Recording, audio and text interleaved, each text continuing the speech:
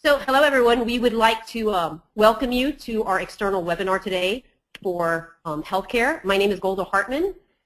I'd like to go ahead and introduce our speaker for today, Mr. Mike Merrill. Mike is the Director of Marketing for ReachLocal, and he leads our content marketing team, which includes social media and online reputation, as well as vertical marketing.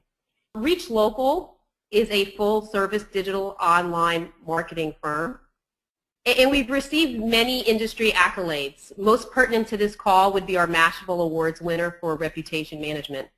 With this said, we're going to let Mike begin and talk a little bit more about social media and how it relates to you and your practice. The reality is the way consumers find healthcare providers has dramatically changed in the last few years. Talking about consumer behavior in terms of healthcare, 72% of consumers are looking for healthcare information online. And 77% of those folks start on a search engine. And this is data from PricewaterhouseCoopers. All of these sites affect your brand, online reputation, and the perception of your practice. And unfortunately, many times when they do a Google review or a Google search or they look at some of these review sites, they take the data at face value. So it's important to understand and benchmark where you rank and what content is out there for your doctors and your practice. So it's important to really understand that your website may be one way to be found, but you need a total web presence where consumers search, surf, and socialize online with regards to healthcare information. When consumers search for access to healthcare information, 42% of them are around healthcare consumer reviews. When you break out that 12% of healthcare consumer reviews that people look for on social media, 12% about medications and treatments, right? They're looking to others for advice on how do I treat a symptom, how do I self-diagnose in a way, and 11% about the doctor themselves. If they feel rushed in the process, they were only given 15 minutes, didn't really feel like the doctor was warm, that'll have to be affected in the review. Other 10% are related to the hospitals and facilities, and as we expect, there's other part of these reviews around the actual experience with the healthcare insurance provider. So if you think about how to assess your current reputation, we're going to call that triage. How to respond with initial treatment. The big thing here we'll talk about is monitoring. How do I monitor my reputation? And lastly, how do I improve my reputation through these prescriptive actions? So let's get into the meat of this with the 10 tips. So the first thing we want to do when assessing our online reputation is really benchmark Google. So let's think about some of the things you would search for. It's not just the doctor's name. The way consumers have wised up about how to use Google, oftentimes they are also searching reviews, complaints, the doctor's full name with quotes. And it's important when you do these searches, the use of quotes looks for that entire phrase exactly. Go out and do about 5 or 6 of these searches fairly quickly to see what comes back on the Google search engine results page. Here's an example of a search for the doctor's name plus reviews. You'll see that on the right-hand side is the doctor's claimed Google Plus local page. Clearly, that's very inviting. Most likely, I'm going to click for that. It's got an image. It has a map. It has a phone number. So reinforcing the importance of having a claimed, optimized Google Plus local page. But when you look through the results here, you'll see that even some of these review providers, which is, top of the list there is kind of crazy, is Angie's List is doing doctor reviews. But when you look further down the list, you'll see some of these review sites, ZocDoc, Vitals, You Compare Healthcare, and then on and on. Take a screenshot of the top 10 results on page 1 as a benchmark and print it out, because this gives you an assessment of where you are today when a consumer does a search on Google. The next thing you want to do, and you'll probably see this on the page 1 results, is you want to actually benchmark the specific directories and review sites. On the healthcare specific sites, definitely look on HealthGrades, Vitals, RateMDs, and there's a couple others here. But HealthGrades has done a very good job positioning them in the market. They provide content to CNN health channels, and they've got a very elegant web experience. So the third tip here, decide pretty quickly which review sites you're going to respond to and which reviews. What's important here is you want to respond publicly. By responding publicly, you actually demonstrate your commitment to listen to of patient feedback. The second thing I'll tell you is check your emotions here to make sure you don't create a bigger reputation issue when you do respond. The third goal is to respond and to motivate the patient to take the issue and discuss it offline. Lastly, I will tell you, all of this review data is an opportunity to recognize the opportunity to improve your practice. So here's an example of a sample response. In an effort to respond publicly, you'll see this kind of generic response. I say that because recognizing the HIPAA concerns, you don't want to respond with anything specific to the patient's procedure, price, or any behavior that they mention. Your goal is to get them to talk to you on the phone. I know, in our research and our discussions with doctors and medical practices, there's been some softening of this engagement on social media and online, but the reality is you really don't want to discuss specifics of a patient or their procedure, and you don't really want to email patients without their written consent. Step 5, the next step is to create a system to consistently monitor when your practice or your doctors are mentioned online. Some simple and free ways to do that are Google Alerts and Yahoo Alerts. Definitely monitor the doctor's name as well as the practice name, because oftentimes they don't think of the practice name, they think of the doctor they interact with on a regular basis. So let's talk about step 6. Now that I've got the monitoring in place, I've responded to the most critical reviews, our next step to improve our online reputation and to optimize search engine optimization, where our practice ranks on Google, is to claim and optimize all of these sites. So first off is directories and review sites. The most important thing is to look at all of these and make sure and correct mistakes and false information. You want to ensure the business name, the doctor names, the address, the phone number is consistent across all of these sites. Here's why.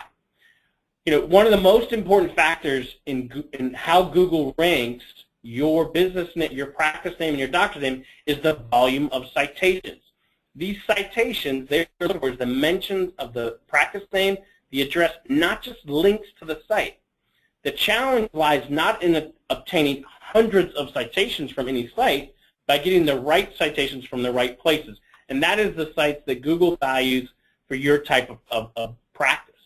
The second thing is you can optimize a lot of these, especially the healthcare-specific sites, with facility information, doctor bios, photos, hours, and other relevant information, including the procedures you provide. So just by claiming, optimizing with your practice name and or your doctor's name, depending on how you name your practice, you'll actually push some of those other review sites and other negative content potentially down off page 1. My recommendation is that you have every single doctor create a LinkedIn profile, create a Facebook fan page for themselves or a personal profile, so that the doctor's name also ranks high as well. Step 7, and this is probably the one that we get a lot of questions about. So let's talk through some of the do's and don'ts. First off, I strongly recommend at checkout that you encourage your staff to provide a brief survey to the patients as they check out. This can be a 5-step questionnaire. You want to get that feedback in office if you can. Gives feedback on the facility, on the scheduling, on the staff, on the doctor. And the last question is, would you recommend this doctor to others, or what we call a net promoter score. At the bottom, you give them a space to write a review, if they want to write a review, with a checkbox that says, you can use my name in a testimonial online. And you have them sign that review. Second is a flyer.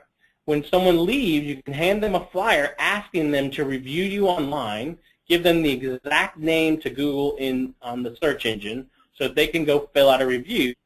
The third thing I strongly encourage is to build a system where it'll send a follow-up email within 24 hours asking them to write a review. And this is critical because when you send the email, they're in front of their computer, and you give them a link directly to the profile. You don't want a 5-star review on every site. You want a mixed variety so that it looks more credible to the consumer when they're looking for providers. So let's talk about some don'ts. So there's been a lot of discussion around, well, what if I just set up a laptop in my office and encourage people to fill out a review there before they left? The problem with that is Google, Yelp, and a lot of these review sites see the same IP address, and this is what causes some of your reviews to disappear, because it looks like someone is generating reviews from the office. So I strongly encourage you not to do this. It's another thing to give them a flyer and have them do it on their own phone, but don't have a station there for them to generate reviews. Google can see through that.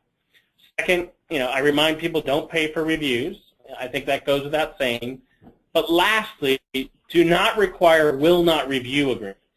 RateMD actually maintains a wall of shame of doctors that do this. So here's an example of what a flyer looks at. Right? Thank you for choosing. Log into Google, use your Google username and Gmail account, or they can just use a QR code reader and go directly to the site. Step 8 is really about publishing content. This will drive search engine optimization. So not only do you want to share these positive reviews across all of your social media channels, you want to publish those on your website when you can, but you should start a blog, and blog content ranks very well in Google from an SEO perspective. And if you're trying to do online reputation management around your practice name or a doctor's name, there is some specific SEO best practices that we recommend. So make sure to find an SEO expert if you go down this path.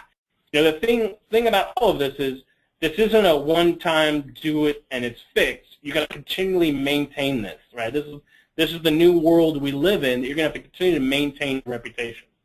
So number 8. Early on, we talked about listening, right? We're listening and we're monitoring reputation, but it's also social media listening. We talked about participation by publishing content.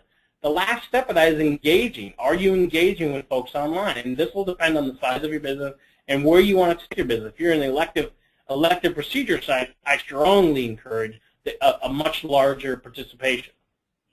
Step 9, I encourage you to leverage video. A good video speaks volumes about a practice. When I pick a doctor that I've never met, the biggest concern I have is, is this guy going to be warm, or is this lady going to treat me well? Am I going to feel welcome? Are they really going to be concerned about my specific issues?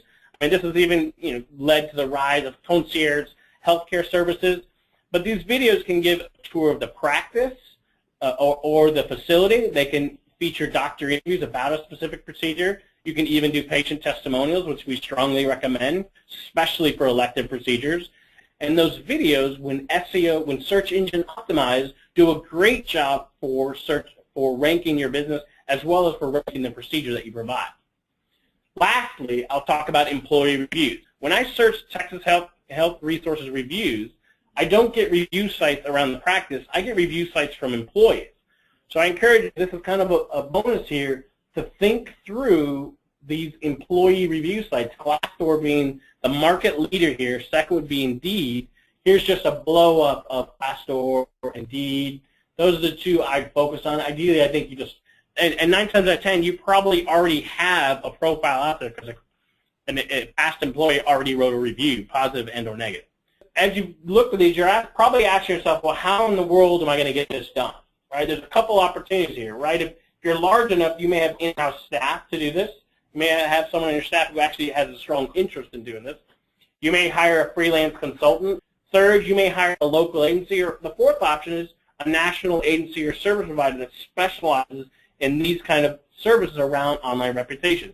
We just happen to have a service called ReachCast that we got a whole healthcare dedicated team around this that helps improve your reputation, monitor your reputation, as well as understand the SEO opportunity for your practice. And on our last slide, if you've enjoyed the content you've seen today, I strongly encourage you to subscribe to our local marketing minute. It's a monthly email we send out with tips and tricks around local online marketing. And we're getting ready to publish a fairly lengthy ebook around online reputation. And of course, I strongly encourage you, as the guy who runs our social media team, I encourage you to follow us on our social media channels to learn more.